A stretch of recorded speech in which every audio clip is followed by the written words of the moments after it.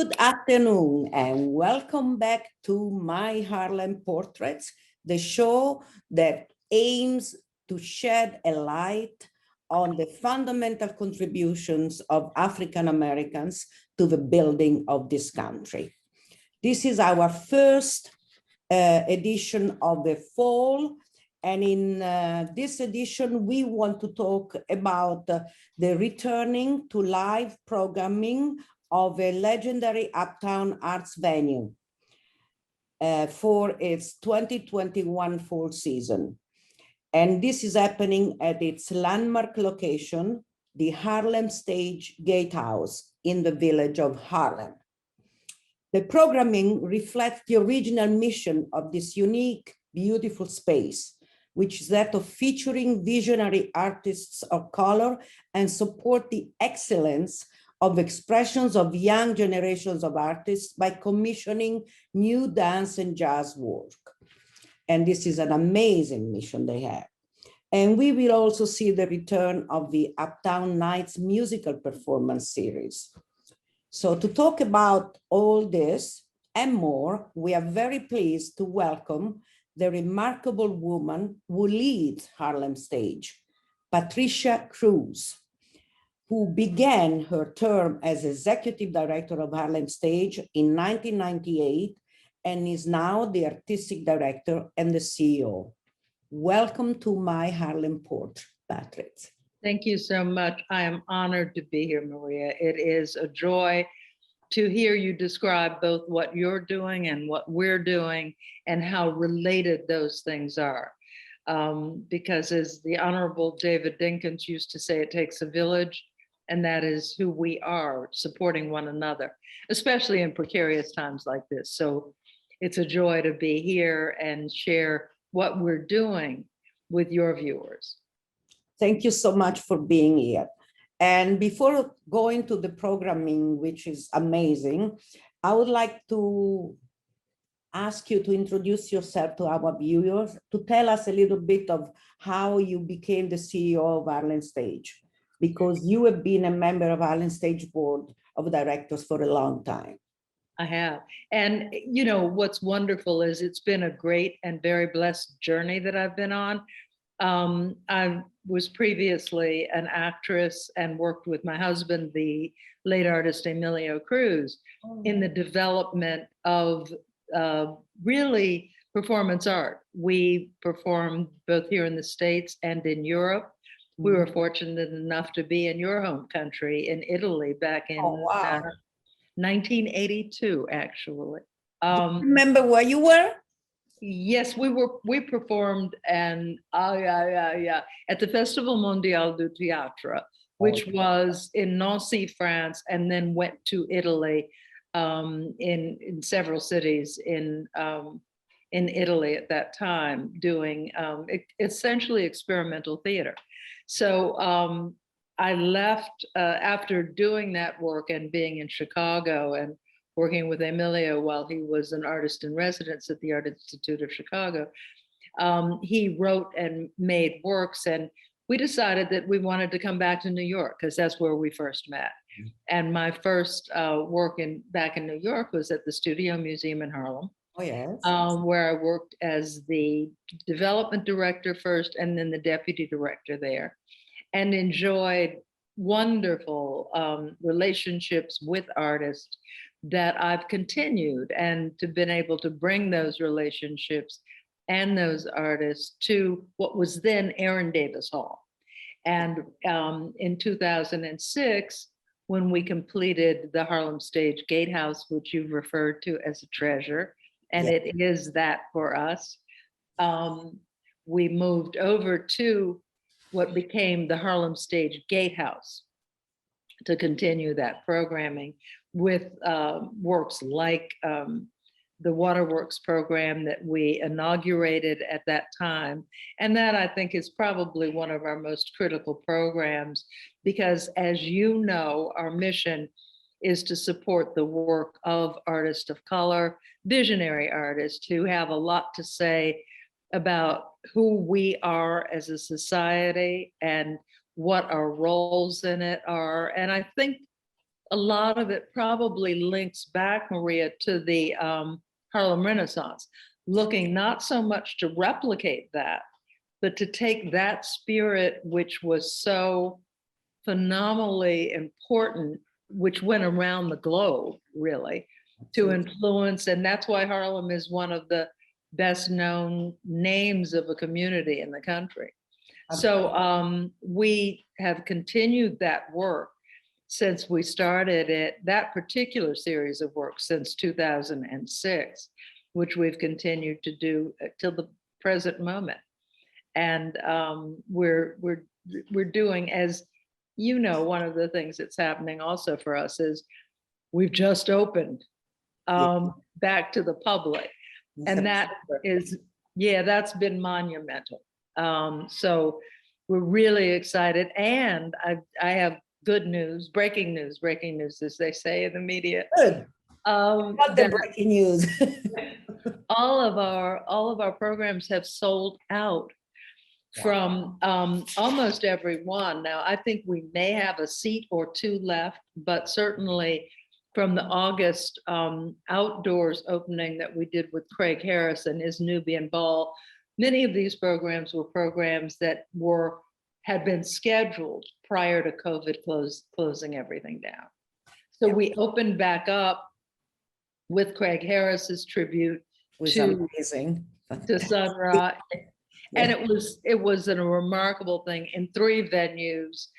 We did it in Bryant Park and Marcus Garvey Park, and then finally did a taping of it at Harlem Stage, which will be broadcast in December. Oh, great, because I missed it because I was in Europe and I was so upset about missing it. Well, I've seen Sunra years ago when really? he was alive in Copenhagen the first time. Oh, isn't that amazing? Yes. And you know what's so funny and wonderful about it is that artists who sometimes got neglected here in the States were so much more accepted and lauded in Europe and in Asia. And I found it a part of my mission to make sure that those American artists who were doing work that was not considered popular, but was considered incredibly important, gets recognized. So that's a perfect example of an artist who's looking back at history, who was involved in it, because that's what Craig was, that then could do work that has the echoes of Sunra in it. We had Marshall Allen with us, who played with Sunra, and is now leading the orchestra, and John Swed, who is an incredible scholar. And we like to mix those things up so that people understand that history, understand that significance, and at the same time can dance to it as they did out at Marcus Garvey Park, you know? And so, we also have Nona Hendricks who plays with them. I've seen her at Harlem Stage. Yes. And I saw her at the Metropolitan Museum. Oh, were you there? Oh my God. Was that incredible? It was heaven sent, trust me. We worked very closely with the Met on that project, but that was a part of our 2-year celebration of Sunra, just as we had done before, a 2-year celebration of James Baldwin. I really do believe that our role is to put our culture front and center for the largest possible audience. So whether we're talking about school children in Harlem schools that we're presenting this work with and to bring to the attention of both the Harlem community and the global community, which we can now do, because in addition to the work that we're doing live at Harlem Stage, because we just opened, again, our first performance was in September with Matthew Whitaker. And we opened that up, and with these programs, we're now taping them all, capturing them so that they can be released in digital programming formats that go around the world. That is fundamental, I think, to keep that that legacy so that it doesn't go lost in one night and then nobody can Yeah. see it again. It's And- very, very important. And that was too much of what we were doing. One night stands, I call it. This is a thing that has a larger life, a longer life. Yeah. So what we put together is a 5-year strategic plan. And we're a part of that plan was always meant to expand our audience and the brand. And we were going to do this digital work, the taping of the work, et cetera. And then with COVID, it became essential to do it right away. Exactly. So it accelerated it. And as I said, now we opened in September, and that was on September 25th. And now we'll go through May with the programs that we're doing. So we have a full season working with fantastic artists. And our next several shows are all sold out through December. And that's what we are going to talk now about, because it's fundamental. You know, we already spent 15 minutes. It goes so fast when we talk about things which are interesting and important. Yes, our passion. I want you to talk about your programming that is coming up, because on Saturday, we have Natu Camera. Yes. Tell me about her, because she is amazing. Do you know her work? Have you known it already? I don't know her work. She has a huge fan base. And I have to say that some of my staff brought her to my attention. Our new director, Eric Oberstein, brought her to my attention. And I was so excited. And she has a huge audience, so much so that we had to add a second show. So we're doing a 7:30 show and a 10 o'clock show. And she has a huge fan base. And you should know that we're also doing socially distanced. We've opened in a very careful way. And I can't say that for everybody, that we are doing it such that we are protecting our audiences, the artists, as well as our staff. So we've added a second show so that we can maintain the social distance and get more people in. And the first show sold out immediately, and Deirdre has just announced the second show today. Wonderful. So we're doing a second show with her work, and the audiences are just flocking in. And it, you know, all of these shows represent for me an opportunity to learn more about artists that I might know of. So following the work that she is doing, we are presenting Partito from Music from the Soul. And I don't know, they have an international, you know, coming from Brazil and places, doing a new form, I would say, of the way tap meets music. And that we've got 2 shows, they're already sold out, and we're looking at the possibility of doing a 3rd show. And this is on November 12th and November 13th, right? Yes, it is. Then following that, we have Julios Tell September. me just a little bit more about this, because this is very interesting, because this Music from the Soul is led by a Brazilian choreographer, Leonardo Sandoval, who is incredibly famous, and a composer and multi-instrumentalist, Gregory Richardson. Yes. And if I understand well, they are also mixing the tap dancing with the capoeira moves. Yeah, it is. For me, I think I'm glad that you're asking about this work specifically, because what it does is it encapsulates best what I think art is about. And it's about mixing cultures, understanding, because that's how all of this has evolved. Whether you're looking at jazz, the formation of it is a music that is a hybrid of a lot of different music.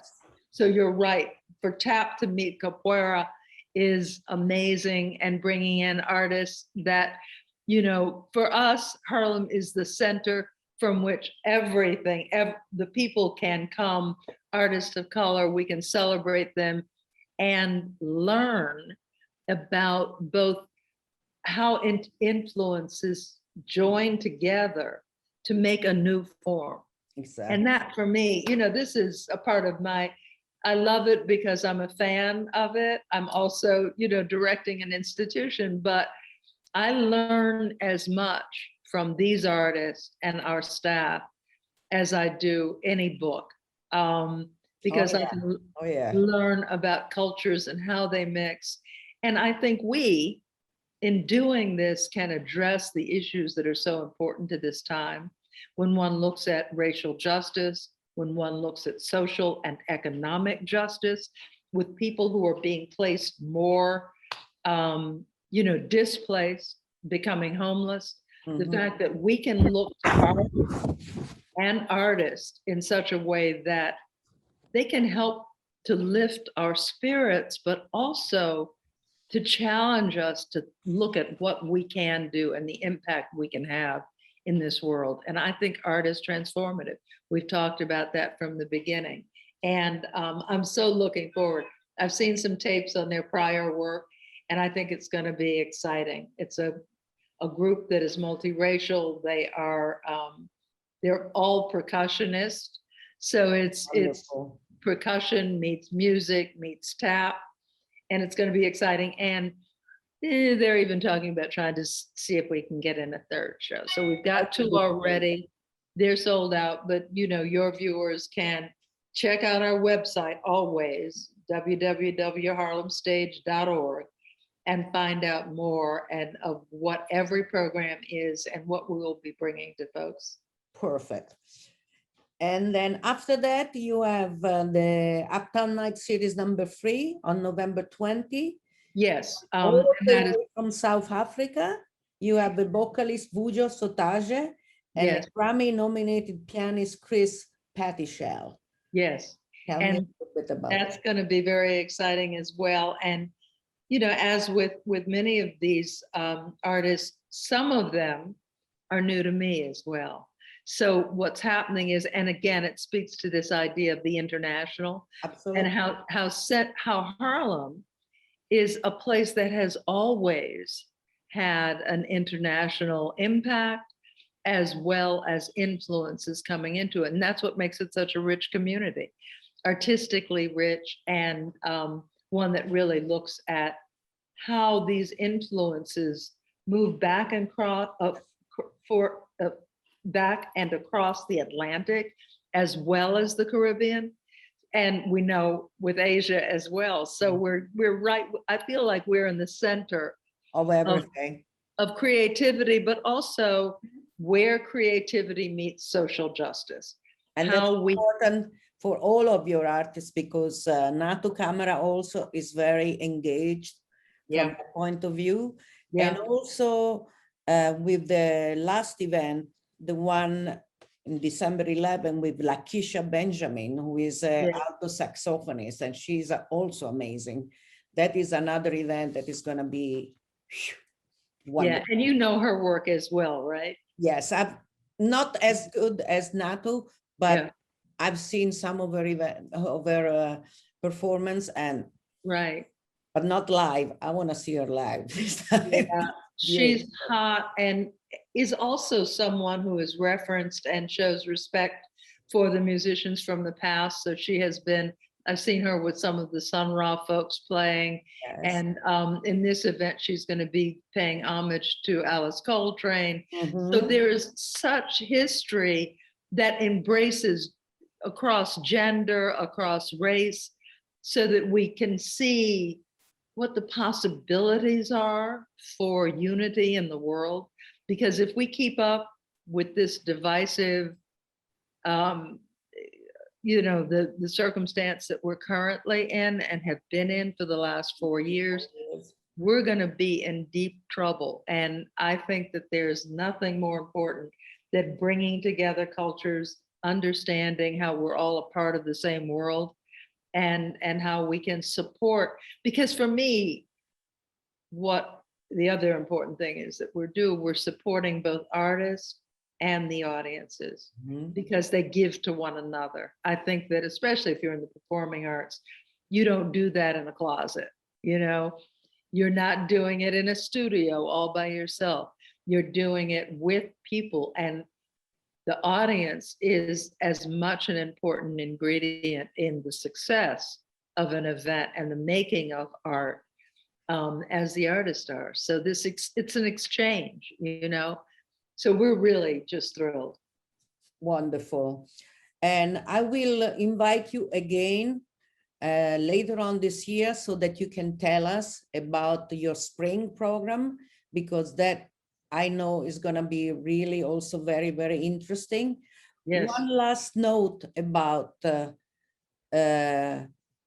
how you came out of the COVID lockdown. What can the audience expect from this new programming and from the renewed Harlem stage? Thank you, darling. We worked our butts off. Let me just say it. I hope both butts can work on you too. Yes. But I'm teasing. But of course, we worked very hard at planning. We worked with a cohort of other arts organizations looking at how we could do this safely. The Shed, the Armory, St. Anne's Warehouse, National Black Theater, to really look at how we could do what we're doing within the protocols, the health protocols. So that was our first job. And then we started looking at what we needed to do inside the Gatehouse to make it safe and available for folks. A part of what we're doing is we're still doing socially distanced. Mm-hmm. So people will be sitting in every other seat so that people are not there up against one another. But within those protocols, we're also looking at bringing new voices to the table. So, and to the audiences. So that's one of the exciting things. And talking about the artists that we're doing in this season is incredible, but also to look forward to what we're doing next, because we've got a big project that we had delayed from last year, which is A Drop of Midnight from the Afro-Swedish artist Jason Diakate. Oh, wow, yes. Known as Tim Buck. At the Harlem stage a couple of years ago, right? Yes, we started doing the workshops and the previews of that. And then the COVID curtain fell. Yeah. And we all retreated to look to how we could come back safely. So in May, we're going to be presenting Jason and his A Drop of Midnight as an Afro-Swedish artist. Again, I think it speaks to the kind of international forum that we have, and that this influence is global and exciting. This is fantastic. One last word about the sponsors you have, because you have received quite a lot of funding, and you have been using this funding to create these connections also with other entities and with other theaters. Absolutely. Funders have been so generous to us, whether it's the Ford Foundation, newly the Mellon Foundation, the Lambent Foundation, the Gilman Foundation. And we now have some increasing support on the corporate side, as well as individuals. Our board has grown, and that's very important for us as well, because we've got a board that is also, you know, I wouldn't call us a deep-pocketed board, but they're brilliant folks who are making work themselves. So whether it's Tamara Tooney, our last president, Courtney Lee Mitchell, who's about to have her show that she's held on to for more than 10 years. Oh, wow. Kindred, that is going to open on FX. La Chance is opening on Broadway. Mm-hmm. We brought on Hugh Dancy and Claire Danes onto our board. So we have kind of a star-studded board. Yes, it is supporting and helping us to build these programs. Jeanette Kahn and the work that she's been doing with us to create the platform in which this work can be shown, and then expanding the audience and the brand. So we're feeling like very optimistic about what can happen for the work that we're doing and for the people that we're serving. Fantastic, amazing programming. The venue, people who don't know it, is a very intimate venue. Yeah. So you are wrapped around the artists from every angle you're sitting. You can really see well and participate. It's very intimate and it's very cozy. Yeah, And that makes it very, very special. right. You're not waiting to see them in a huge venue like Madison Square Garden or all the places where people get jammed all in, or even in Central Park. You're right. I think the intimacy is important both for the audiences and the artists. They feel one another in ways that I think are both unique and transformative, as we've said. Absolutely. And I Yeah. think your prices are really very affordable. I for know. what you offer. So it's fantastic. Let's tell our public again where they can get all the information about the shows. www.harlemstage.org is our email address, and the phone number is 212-281-9240, and that gets you right into our box office extension 19. Wonderful. Thank you so much for Thank you. having spent this little time with us. We could talk for another hour, I think, at least. Yeah, I The think things so. that I put down that I wanted to talk about. But as I said, we will have another opportunity to meet before the end of the year so that you can tell us about the spring events.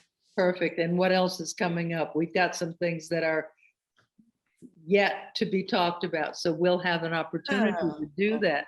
So people can tune in for the secret information that we'll give at that time. Yeah, that sounds very, very interesting. We like the secret information and the breaking news. Absolutely. Thank you again, Patricia, for having been with us. And thank you to our viewers for following My Harlem Portraits. We see you next Saturday, 12:30 p.m. on Spectrum channel 1993 and on my YouTube channel, Maria G. Cavenaghi, My Harlem Portraits. Bye-bye. Take care. Take care.